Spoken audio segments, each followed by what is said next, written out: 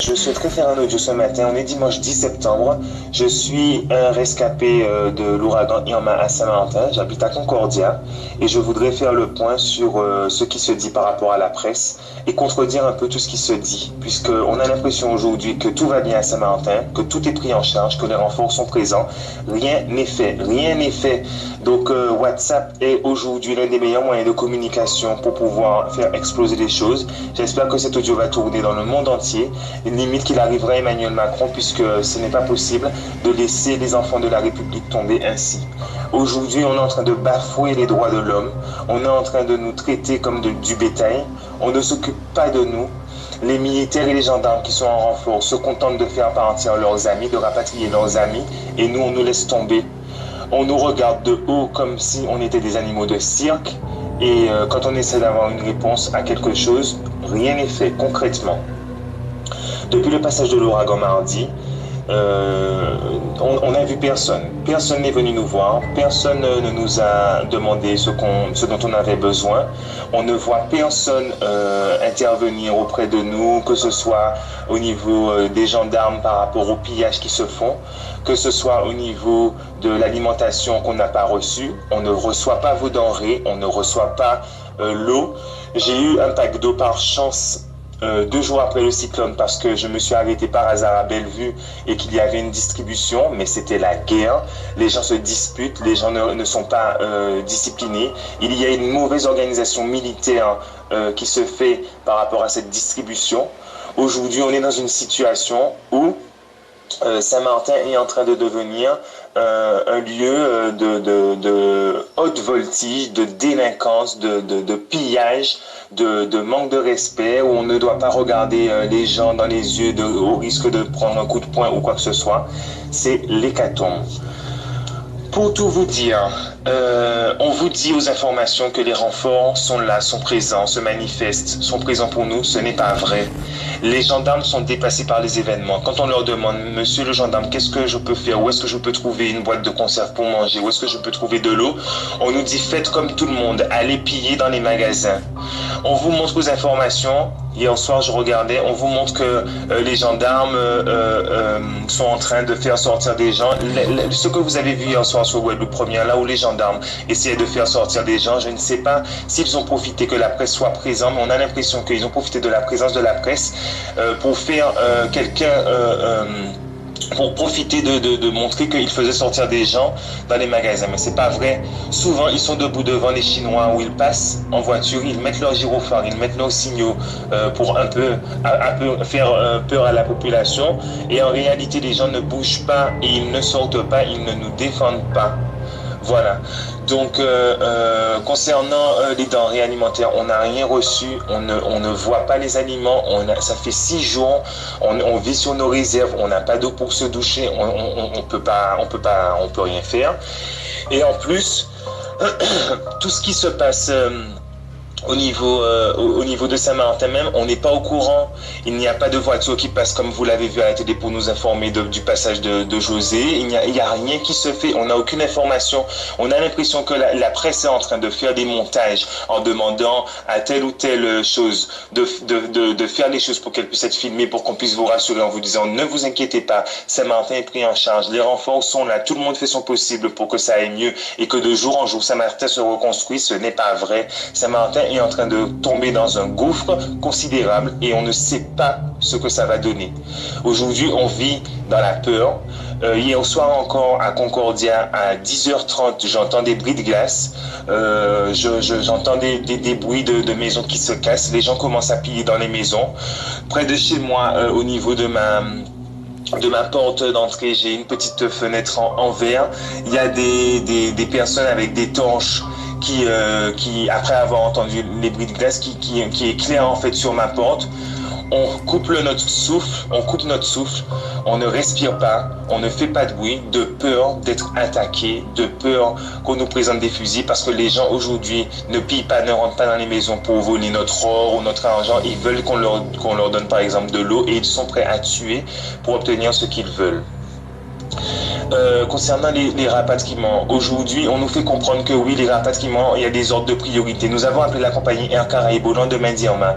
La compagnie Air Caraïbes nous a dit que toutes les personnes qui avaient un billet retour pour la Guadeloupe seraient des personnes prioritaires.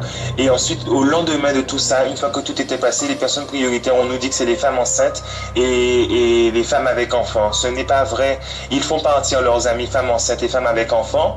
Il n'y a que des personnes blanches qui ont l'opportunité de voyager. Rares personnes noires peut-être vont partir, mais quelles personnes, il faut voir que toute la population n'est pas logée à la même enseigne. La priorité aujourd'hui, et ça j'en appelle vraiment à vous Guadeloupéens, que vous puissiez faire passer le message, la priorité aujourd'hui devrait être à ceux et celles qui ont tout perdu. J'ai vu des personnes qui sont parties à l'aéroport, qui ont été prendre l'avion, que je connais, que j'ai eu l'occasion de côtoyer de loin, mais que je sais que leur maison est debout, que leur toit est resté, qu'ils n'ont rien perdu. Les gens, les métros surtout qui sont en train de fuir la Guadeloupe ont peur. Là, ils vivent dans la peur à Saint-Martin. Mais eux, on peut pas les laisser dans la peur. Yo bizin qu'un nèg manger entre eux. C'est ça, en fait. Nous, on peut périr à Saint-Martin. On peut nous tuer. Aujourd'hui, quelqu'un va m'assassiner, va me tuer, va me tirer une balle. On vous dira que je suis un rescapé d'Irma, que je suis l'un des morts d'Irma et que ça n'aura plus aucun sens. Donc, il faut absolument se mobiliser pour qu'on puisse espérer entrer en Guadeloupe, qu'on puisse nous rapatrier, qu'on puisse faire le nécessaire. Comment se fait-il que l'île de Barbuda, même s'il n'y a que 6 000 habitants, a été évacuée entièrement au lendemain du cyclone? Comment la Floride s'est préparée à l'arrivée d'Irma en permettant à ce que toute la population soit évacuée avant le passage de l'ouragan? Pourquoi est-ce que Sainte-Martine fait venir des bateaux de croisière, le Caribbean of the Sea, je crois, qui prend presque 2 000 ou 3 000 passagers pour faire venir des denrées et ensuite ils repartent avec la population? 2 bateaux de croisière. Pourquoi est-ce que au niveau de la partie hollandaise, les gens, nous Français, on n'a même pas accès à la partie hollandaise, alors qu'en partie française, les gens de la partie hollandaise entrent et font ce qu'ils veulent? Je ne sais pas si vous vous rendez compte de la situation, mais on est en train de vivre des moments, mais terrifiants. On n'est plus en France.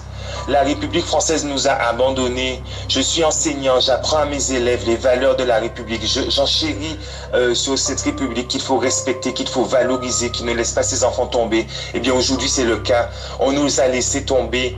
La France ne fait rien pour nous. La Guadeloupe qui est à côté, hein, on n'est même pas à 200 km de vous. Comment se fait-il que l'aéroport de Grand-Case, qui est maintenant pris par la Méditerranée, comment est-ce que vous n'arrivez pas à faire poser vos avions Martiniquais, Guadeloupe et Guyanais? Est-ce que si un jour on vous dit par exemple que, par exemple mardi, on arrête tous les vols au départ de Martinique, de Guadeloupe, de Guyane, et qu'on fait tous les avions aller à Saint-Martin pour qu'ils puissent récupérer les compatriotes, est-ce que vous serez fâchés? Est-ce que ça va vous déranger? Je ne crois pas. On est en train de sombrer dans un désespoir. Là, pour le moment, moi, j'ai vécu Irma très difficilement. Je crois que les choses ont fait que mentalement, on résiste. Mais quand on voit ce qui est en train de se passer au niveau des rapatriements, au niveau des personnes qui partent, des personnes qui arrivent à rentrer en Guadeloupe, qui arrivent à retrouver leur famille, on est à un stade où on se dit, on ne sait pas si on va se revoir un jour, on ne sait pas si on va voir nos familles, on ne sait pas si on aura l'opportunité de revoir la plage de la Dacha, de revoir le ciel de la Guadeloupe, de revoir les sites comme la Pointe des Châteaux, de revoir des endroits qu'on a chéris. Ça fait 3 ans, j'entame ma 4e année à Saint-Martin, 4 années de service à Saint-Martin. Je n'ai jamais eu une seule journée d'arrêt maladie. J'ai abandonné ma famille, mes amis, j'ai mis entre parenthèses ma vie personnelle pour pouvoir me rendre à Saint-Martin, pour pouvoir donner de mes compétences à Saint-Martin. Je n'ai pas demandé à aller à Saint-Martin, mais je n'ai jamais refusé d'y aller. J'ai servi Saint-Martin, j'ai donné des heures et des heures à mes élèves, j'ai consacré du temps, j'ai pris mon temps pour permettre à mes élèves de progresser, j'ai mis en place des projets. On a souvent fait des choses pour faire rayonner les écoles de Saint-Martin. Je suis à l'école de Sandy Ground. L'école a regagné de ses lettres de noblesse. Aujourd'hui, maintenant que tout a disparu, tout est fini, on n'a aucune nouvelle de l'administration. On a l'impression qu'on nous a laissé tomber. Ils ont recensé le nombre de personnes qui ont survécu sur une liste. La cellule de crise du rectorat, c'est une cellule où on vous dit qui sont les personnes qui ont survécu, qu'avez-vous perdu. Et quand vous dites que vous avez un toit, on vous dit bon mais ça va, vous pouvez tenir encore. Donc est-ce que c'est normal?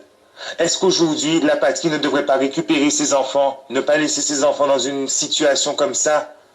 Est-ce que vous vous rendez compte que aujourd'hui, On s'en fout de tout.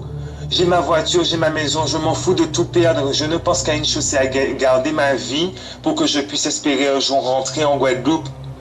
Plus rien n'a d'importance pour nous. Avant, on avait peur de tout, on avait peur de se faire remarquer, on avait peur de l'administration, on resterait, on se préservait, mais aujourd'hui, quand on a vécu le cyclone Irma,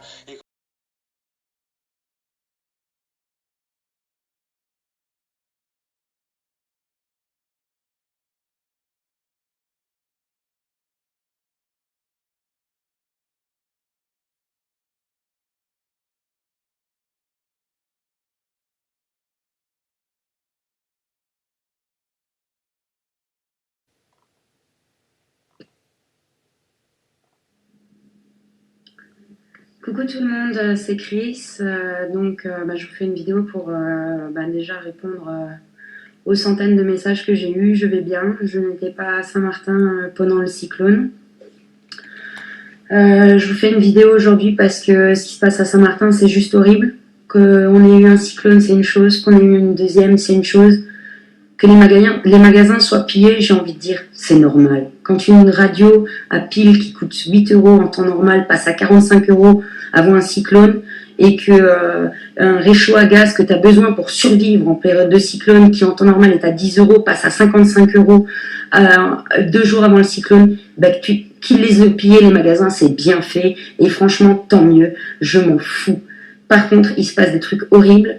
Il y a des gens armés qui ont braqué des maisons avec des femmes, des enfants à l'intérieur. J'ai une de mes distributrices Eatworks qui a quand même vu un mec se faire abattre devant ses yeux parce qu'il a refusé de descendre de sa voiture. Il y a des mecs qui lui ont tiré dessus. Elle a vu un gars se faire tuer. Il y a des gens qui ont été retrouvés dans leur appartement, qui avaient pris l'eau. Il y avait au plafond des traces de griffures parce qu'ils n'avaient pas pu sortir de leur appart. Ils sont morts noyés dans leur chambre. On vous dit à la télévision qu'il y a 10-15 morts. Je vous garantis qu'on a recensé plus de 500 morts auprès de l'hôpital de Marigot, qui n'existe plus, lui non plus. Et dans les rues et sur les plages, les corps, ils flottent de partout. On est à plus de 1000 morts, c'est sûr et certain, sur Saint-Martin, qui est un caillou qui fait 90 km².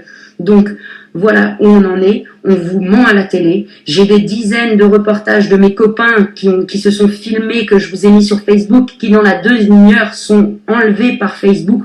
On essaye de nous faire taire et de nous bâillonner. Ce n'est pas normal. C'est la France. Tout le monde paye ses impôts là-bas. Les gens payent leurs impôts. On est français. On a une carte vitale qui marche chez les médecins là-bas. On paye nos impôts. On paye les taxes. Il faut arrêter. On nous a laissés dans la merde. Dans la vraie merde. C'est le ghetto. Les gens sont armés. Ils ont braqué le poste de douane. Ils ont récupéré les armes du poste de douane. Ils ont braqué l'armurerie.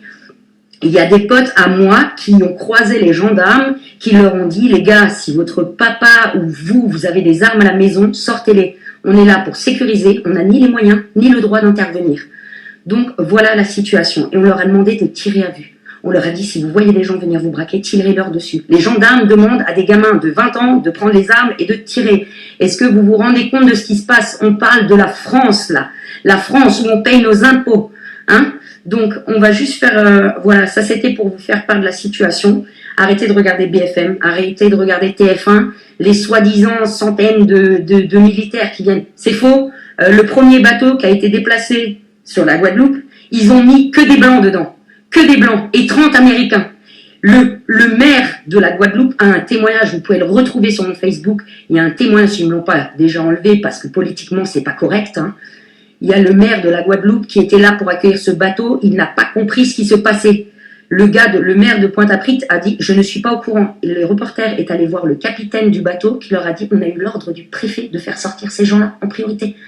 Non mais on marche sur la tête là. On marche sur la tête. Donc tout ça pour vous dire que je suis enragée, que je suis désespérée, je suis dévastée comme mon île. Je suis très triste de ce qui se passe. Je suis inquiète pour mes amis qui sont là-bas. On aurait pu vider l'île à l'heure actuelle aux États-Unis. Ils n'avaient pas l'œil du cyclone qui passait sur Miami. Ils ont mis des avions à disposition, des trains à disposition. Ils ont ouvert les autoroutes pour que les gens puissent se barrer. On fait 90 km². Imaginez-vous, c'est comme si vous mettiez un truc de cette taille dans une machine à laver et que vous espériez le retrouver en entier à la sortie. On s'est pris une machine à laver. On était dedans. On ne nous a pas évacués.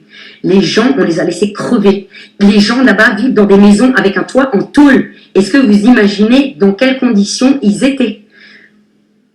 Maintenant que les choses sont posées, on est sur l'après.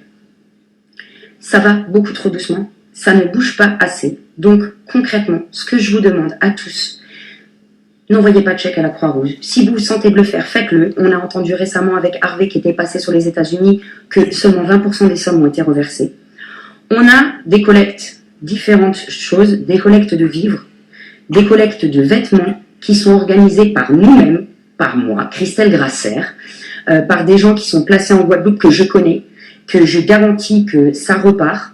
Donc moi, ce que je vous demande aujourd'hui, c'est à toutes les personnes qui ont la possibilité de nous filer des vêtements que vous ne mettez plus, que ce soit des vêtements chauds, des vêtements froids, parce qu'on va avoir énormément de monde qui ont tout perdu et qui vont rentrer dans leur famille en France parce qu'ils n'ont nulle part où habiter. Donc à l'arrivée à Paris, on va, je vais m'en occuper personnellement. On va récupérer tous les vêtements chauds que vous pouvez nous fournir. On va les distribuer aux personnes qui arrivent de Saint-Martin et de Saint-Barth directement à l'aéroport de Paris pour que quand ils arrivent, ils puissent s'habiller chaudement, ce qui en arrive en période hivernale. On n'a pas d'habits d'hiver là-bas, nous. Il va nous falloir des chaussures, il va nous falloir des culottes, il va nous falloir des chaussettes, il va nous falloir des t-shirts, il va nous falloir des pulls, des pantalons. Ça, c'est une première chose. Et à côté de ça, pour toutes les personnes qui ont des vêtements chauds, enfin des vêtements d'été, j'aurais besoin que vous me fassiez 2 tas en fait. Un avec les vêtements pour ici, les vêtements froids, avec les vêtements pour le froid, et un avec les vêtements pour quand il fait chaud, donc tout ce qui est jupe, robe, pareil, culotte, soutien-gorge, mesdames, enfin tout ce que vous ne mettez plus, vos chaussures, tout ce que vous ne mettez plus, faites-moi-le remonter. Mon Facebook c'est Chris SXM, KRISSXM comme Saint-Martin. Partagez ma vidéo au maximum, faites savoir aux gens qu'on fait de la collecte de vêtements. Ça c'est pour la partie France, pour ceux qui veulent nous aider en France. Pour la partie Guadeloupe, je sais que j'ai énormément de mes contacts qui sont en Guadeloupe. Et là je vais vous demander vraiment la solidarité et qu'on soit tous unis. En Guadeloupe, j'ai un super copain qui est en train de faire une collecte, qui a déjà réussi à avoir des bateaux. Le prochain bateau part mercredi. Donc nous avons une collecte jusqu'à mardi 15h. Donc je répète, on a vraiment une collecte jusqu'à mardi 15h de vêtements, boissons, de l'eau, à manger, tout ce que vous pouvez chercher au supermarché et offrir, du lait pour les bébés, des couches pour les bébés, tout ce qui est médicaments qui peut s'acheter sans ordonnance, du Doliprane, du Spasfon, des pansements, des ciseaux, des paires de ciseaux, du matériel, tout ce que vous pouvez envoyer qui peut être utile à Saint-Martin. Et croyez-moi, on a besoin de tout. On a besoin de tout. On a surtout besoin d'eau. Envoyez-nous de l'eau. Nous n'avons pas d'eau potable à Saint-Martin. S'il vous plaît, toutes les personnes de Guadeloupe, si vous pouvez tous aller dépenser 1,50 € pour un pack d'eau, par pitié, envoyez-nous-le.